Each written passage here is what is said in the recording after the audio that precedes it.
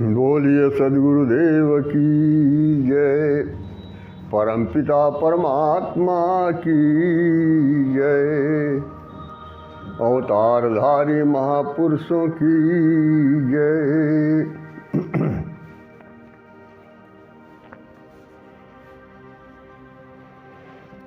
आज हम लोग विचार करेंगे कि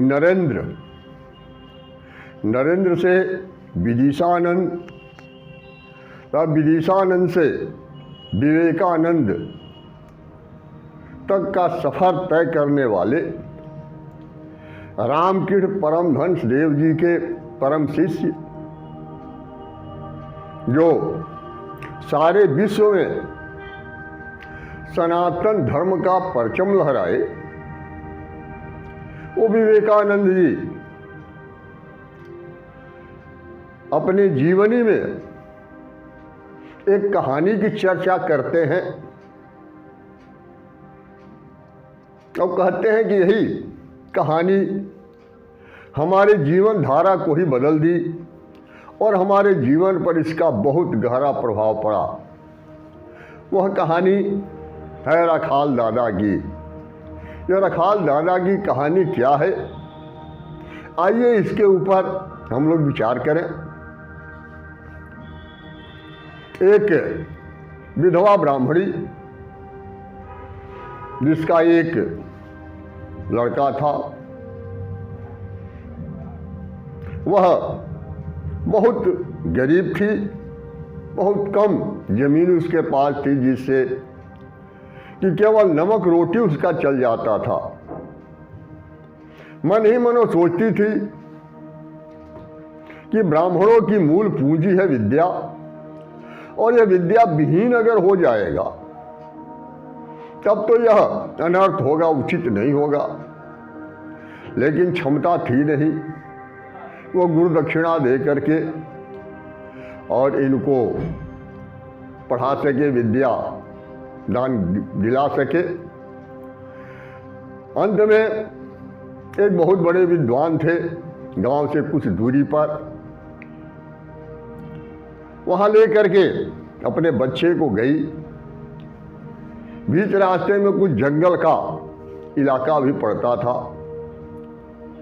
लेकर के गई और उनके सामने हाथ जोड़कर निवेदन की, सारा दुख बताया अपना।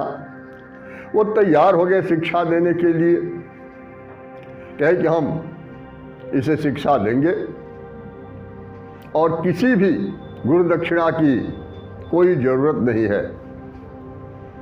अंत में यह बालक उनके यहाँ आने जाने लगा। समस्या ये थी कि और सभी बालक अपने अपने अभिभावक के साथ तथा अपने नौकरों के साथ वहाँ जाते थे और यह अकेले जाता था। बीच में जंगल का रास्ता था। एक दिन वो अपनी माँ से कहा कि माँ, जब मैं जंगल के निकट जाता हूं तो हमें बहुत भय लगता है और मैं अकेले जाता हूं, हमको ले जाने वाला कोई साथ में है नहीं। माँ कही, अरे बेटा, भय किस बात का, उसी जंगल में रखाल दादा रहते हैं और जब तुम उनको पुकारोगे तो तुरंत रखाल दादा तुम्हारे पास आ जाएंगे और तुम्हारा हर सहयोग करेंगे, मदद करेंगे। वह भोला बालक वो नहीं समझ पाया, गया और जो ही उसे महसूस हुआ भय का, तो रखाल दादा चिल्लाने लगा। और ठीक उसी समय उसी के उम्र का एक बालक जंगल में से दौड़ा हुआ आया और उसके साथ खेलते हुए और साथ में वो गुरु जी के दरवाजे तक वो पहुंचाया। उसके बाद फिर बालक गायब हो गया और उस दिन से प्रतिदिन वह बालक इसके के साथ हो जाता था, खेलता था और हंसते खेलते हुए विद्यालय जाते थे। फिर विद्यालय से ले आकर के और घर के नजदीक तक ले जा करके छोड़ देता था।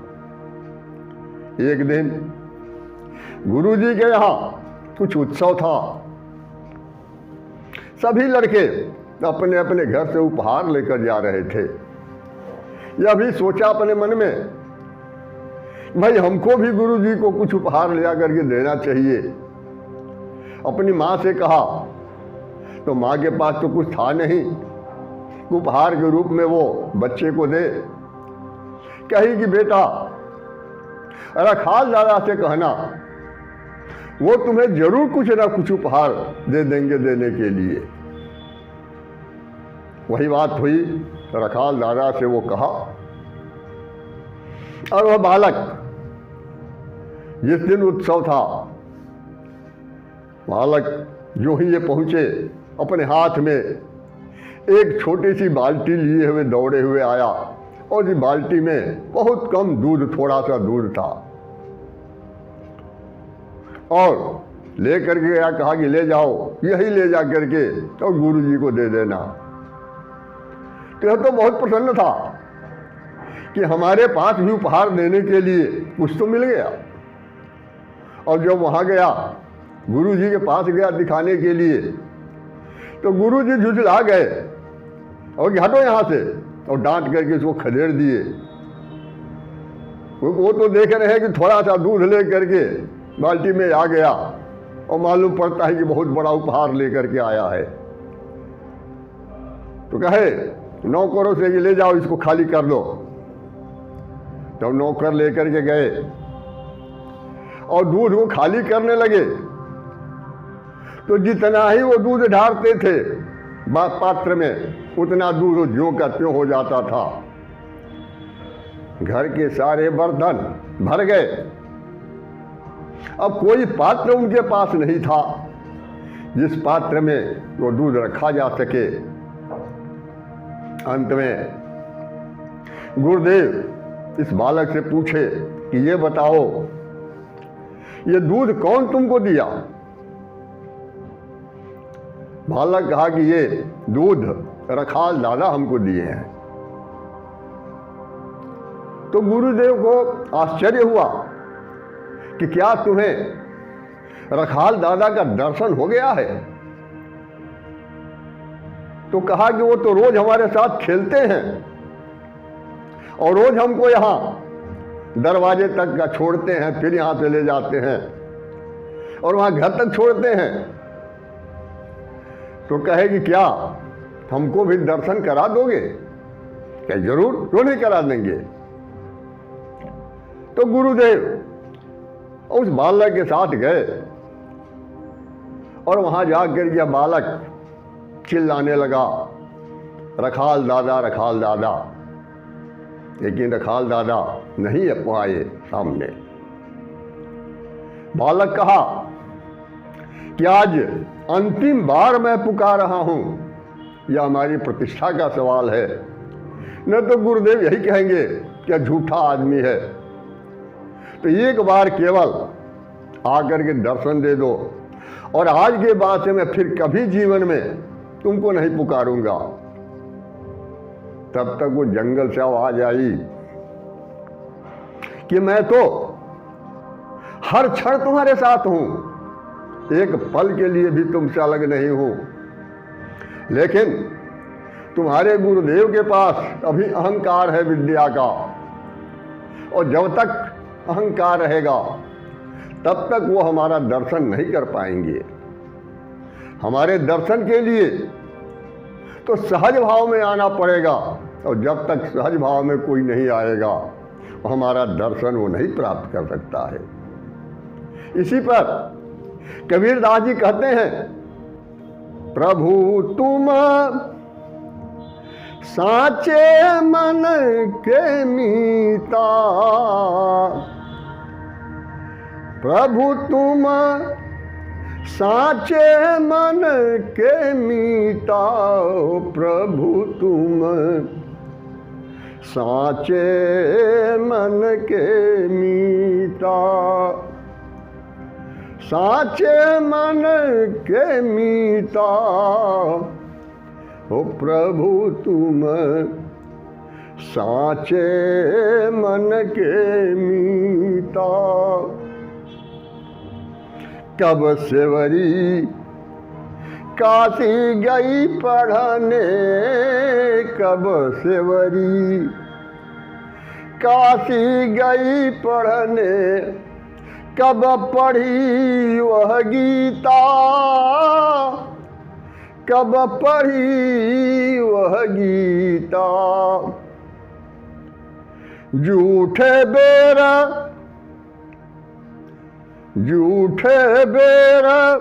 विषंभर खाए, झूठे बेर विषंभर खाए।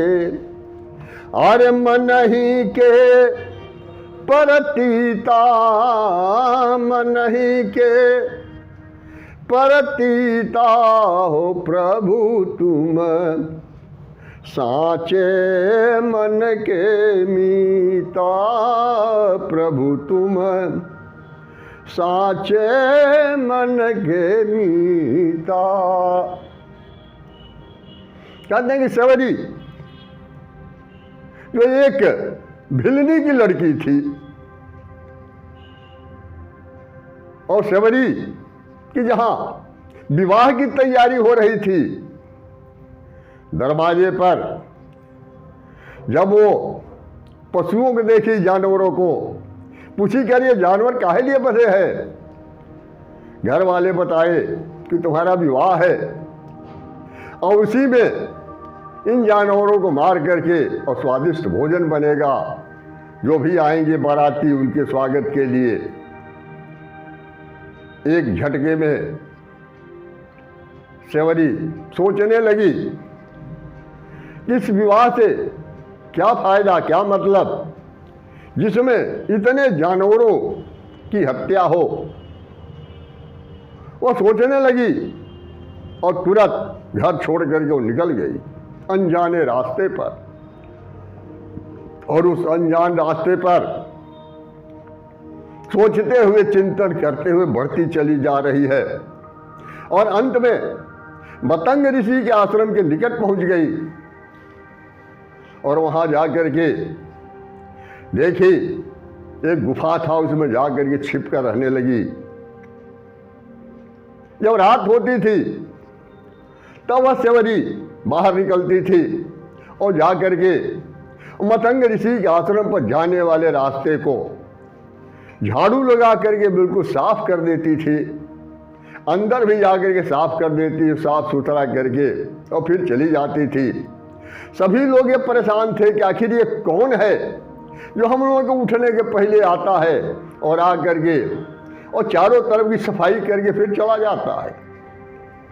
अंत में एक दिन मतंग ऋषि जब देखे सेवरी को और बुला करके पूरा जब उनका विवरण उन्हें मालूम हुआ, सेवरी का सारा वृत्तांत, तो कहे कि अब तुम्हें छिप करके गुफे में नहीं रहना है, बल्कि तुम हमारे आश्रम में रहो। पहले सेवरी भयभीत थी अंदर से कि हो सकता है कि मैं एक दलित बिरादरी की हूं और अछूत हूं, और कहीं गुरुदेव महर्षि हमारे ऊपर नाराज न हो जाए कि यह कैसे आश्रम के अंदर प्रवेश कर गई। लेकिन वो तो वास्तव में संत थे, और संतों के यहाँ जाति पाति धर्म संप्रदाय कुछ नहीं होता। तो वहीं पर यह सेवरी रहने लगी, और अंतिम समय में वह जब मतंग ऋषि शरीर छोड़ने लगे तो कहे कि सेवरी, तुम्हारे यहाँ एक दिन स्वयं प्रभु श्री राम आएंगे और तुम्हें दर्शन देंगे। तो वही हुआ, श्री राम पहुंचे और वह सेवरी या चख करके और मीठी मीठी बेर उनको खिलाती थी। वो नहीं जानती थी कि झूठा है, वो तो ये सोचती थी कि कहीं हमारे प्रभु को कोई खट्टी चीज, खट्टा बेर न मिल जाए। तो ये भाव पर आधारित है। इसीलिए कहते हैं कि प्रभु तुम साचे मन के मीता हो, प्रभु तुम साचे मन के मीता। कब सेवरी काशी गई पढ़ने, कब पढ़ी वह गीता। झूठे बेर विषंभर खाए, झूठे बेर विषंभर खाए, हर मन ही के परतीता हो, प्रभु तुम साचे मन के मीता। कब कर्मा भोरे उठ बैठी, कब कर्मा भोरे उठ बैठी, कब वह चौका दीता। नंदलाल गोपाल लाल को निस दिन खींचड़ दीता, निस दिन खींचड़ दीता हो, प्रभु तुम साचे मन के मीता। फिर आगे कर्मा बाई के बारे में बताते हैं कि कब कर्मा भोरे उठी बैठी, कब वो चौका दीता। कर्मा बाई वह भी उसी बिरादरी, भिलनी बिरादरी की थी, और उसका काम ही था उपली पात करके, जिसको कि पूर्वांचल में गोईठा कहा जाता है, उपली पात करके और उसी को ले जाकर के बाजार में बेचती थी, और उससे वो चावल दाल ले आकर के खिचड़ी बनाती थी। और जब भी वो खिचड़ी बनाने बैठती थी तो तुरंत ये कृष्ण अपनी मुरली लेकर के पहुंच जाते थे, और वहां बैठ करके वो तब तक मुरली बजाते थे जब तक ये खिचड़ी तैयार नहीं हो जाती थी। और कर्मा उनको खिचड़ी देती थी और फिर कुछ अतिथि के लिए रख करके और अपने फिर प्रसाद ग्रहण करती थी। एक दिन कबीर के मन में आया कि आखिर चल करके देखा तो जाए कि कर्मा किस स्थिति तक, किस बिंदु तक पहुंची हुई है। तो संतों को कहीं जाने आने के लिए हवाई जहाज या हेलीकॉप्टर या ट्रेन की जरूरत नहीं पड़ती। उसके मन में भाव आया और तुरंत उस बिंदु पर वहां पर पहुंच जाएगा। इधर कबीर के मन में यह भाव उत्पन्न होता है। कर्मा उधर समझ गई कि कबीर हमारे यहां आ रहे हैं, तो उधर कर्मा अपनी सहेली से कहती है कि चलो जल्दी सुपले को बेच दिया जाए, नहीं तो कहीं मौसम खराब हो जाएगा और नहीं बिकेगा तो फिर शाम को भोजन क्या बनेगा। तो जो ही अपनी सहेली के साथ वह उपली लेकर के बाहर निकलती है घर से, ठीक उसी समय कबीर वहां पहुंच जाते हैं, क्योंकि मन की गति से चलना है। और जब वहां पहुंच गए तो कबीर को देखते ही कर्मा अपनी सहेली को धक्का दे करके और दोनों गोईठा, दोनों उपला गिरा दी। ये कहीं में मिल गया और कबीर से कही कि हो भाग्य महाराज कि आप पहुंच गए यहाँ, हम लोग का यह उपला जो मिल गया है एक में, इसको अलग अलग कर दीजिए, करा दीजिए, क्योंकि अब तो समझ में नहीं आता है कि कौन सा हमारा है कौन सा इनका है। कबीर पूछे कि तुम्हारी उपले का पहचान क्या है। कहे कि जो भी मैं उसको पाथने के लिए बैठती हूं तो कृष्ण मुरली लेकर के पहुंच जाते हैं वहां और मुरली के मधुर धुन सुनाने लगते हैं। तो हमारे हर उपले से जब कान से लगाएंगे तो मुरली की धुन सुनाई देगी। तब तो संसर्गजा गुण दोषा भवंती, सारे के सारे उपले से वही मुरली का धुन सुनाई देने लगा। कबीर भी समझ गए कर्मा भी समझ गई। और उसके बाद फिर कबीर और कर्मा के बीच में गोष्ठी हुई है।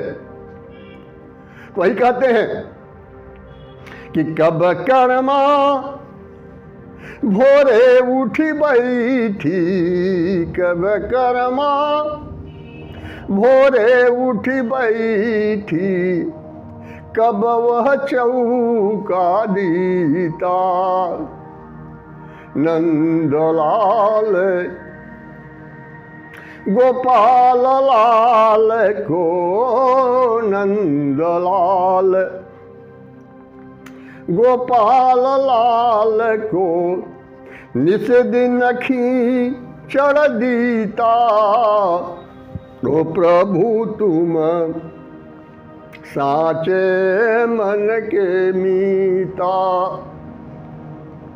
फिर आगे कहते हैं कि कब लोधिया, कब लोधिया नित दान कर तू है, कब लोधिया नित दान कर तू है, और कब गंगा जल पीता। तुरत ही पकड़ी मंगायो राम को, घड़ी दूसर नहीं बीता, घड़ी दूसर नहीं बीता। ओ प्रभु तुम साचे मन के मीता, प्रभु तुम साचे मन के मीता। के लोधीराम नागर जो अहमदाबाद के रहने वाले थे, और ये एक बहुत पहुंचे हुए ये भी संत थे, और कुलीन ये ब्राह्मण थे। और ये कहा गया है कि ब्राह्मणा नाम मनस पूजा, ब्राह्मण जो है मानसिक पूजा करता है, अपने हृदय में प्रभु का दर्शन करता है। तो ये लोधीराम नागर मानसिक पूजा करते थे, हमेशा ध्यान समाधि में लीन रहते थे, और इन्हीं के यहाँ अनवरत सत्संग चलता रहता था। संत महात्मा वहाँ आते जाते थे। एक दिन उनकी पत्नी उनसे कही कि आप तो हमेशा समाधि में लीन रहते हैं, ध्यान में मगन रहते हैं, और मैं अकेले परेशान हो जाती हूँ। कम से कम घर में एक बालक होता तो उसके साथ भी हमारा मन बहल जाता। तो इस पर तो आपको सोचना नहीं है। अब ये बात लोधीराम नागर के मस्तिष्क में बैठ गई, और जब वह ध्यान में बैठे तो बार बार वही पत्नी की आवाज उनके मस्तिष्क में गूंजने लगती थी। अंत में जो ही वो ध्यान से उठे, त्यों ही स्वयं परमपिता परमेश्वर ब्राह्मण के रूप में पहुंच गए उनके यहाँ, और कहे कि अरे लोधीराम जी, पत्नी की आवाज आपके कानों में गूंजने लगी, ध्यान केंद्रित नहीं हुआ। क्या घबराने की कोई जरूरत नहीं है। आप सुबह में जब जाएंगे साबरमती आश्रम में स्नान करने के लिए, साबरमती नदी में स्नान करने, तो नदी में एक बालक जो कमल के पुष्प पर वो बहता हुआ आएगा, और उसको आप लेकर के घर आइएगा, और वही बालक पुत्र के रूप में आपके यहाँ रहेगा। दूसरे दिन जब ये लोधीराम नागर गए साबरमती में स्नान करने के लिए, तो वहाँ डुबकी लगा कर ये जब बाहर निकले तो देखते हैं कि बालक बहता हुआ आ रहा है कमल के पुष्प पर। बालक को उठा लिए गोद में, ले करके घर आए, और अब पत्नी को दिए कि लो, यही बालक अब तुम्हारा साथ देगा। और यही बालक दादू दयाल जी हैं। जब ये 11 बरस के हुए तो उसी समय फिर वृद्ध ब्राह्मण के रूप में परमपिता परमेश्वर स्वयं आए और फिर दादू दयाल को यथार्थ का बोध कराए, ज्ञान दिए। तो उसके बारे में उसी को कहते हैं कि कब लोधियानित दान कर तू है, कब लोधियानित दान कर तू है, कब गंगा जल पीता, कब गंगा जल पीता। तुरत ही पकड़ी मंगायो राम को, और घड़ी दूसर नहीं बीता। ओ प्रभु तुम साचे मन के मीता, साच समान और कछु नाही, साच समान और कछु नाही। ओ साचे संत सोहिता, साचे संत सोहिता।